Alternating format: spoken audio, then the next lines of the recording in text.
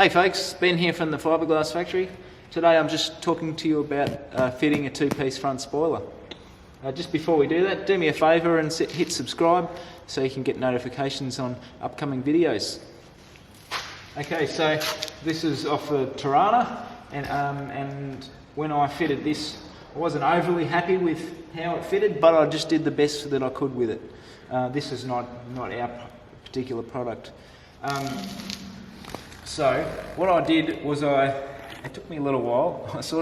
I lined it up where I was most happy with it, and then I actually had to cut off a section at the back here because this particular spoiler was designed for no flares, but we're running flares.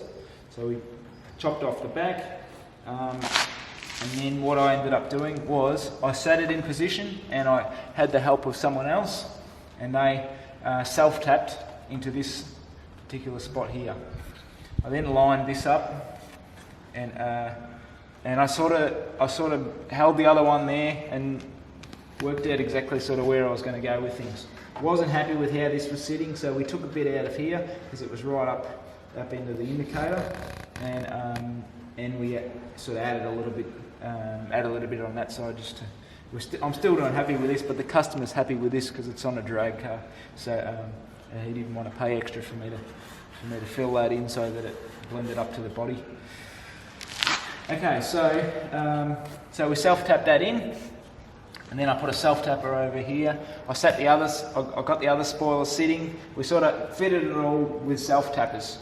Now the reason we use self-tappers is because if I'm not happy with the position of it, then we can easily just take the self-tapper out and put it in somewhere else, and they're so easy to use, and you're not fiddling around with things, and you don't have big holes left if you don't get it in the right spot.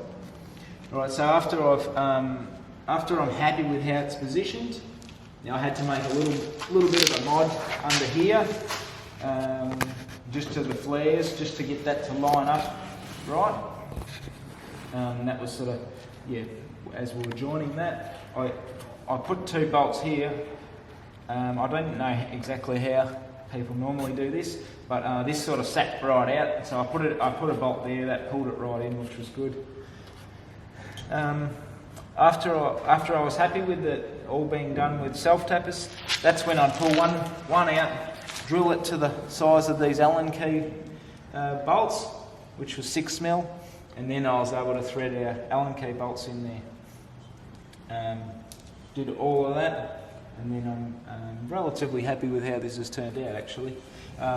One thing I haven't been able to do, but I'm going to suggest to the customer, is he actually gets a self-tapper under there just to hold the front together. Obviously we could have spent a little bit more time on it, but the customer was happy with how this has turned out, so I'm very happy. Thanks for watching.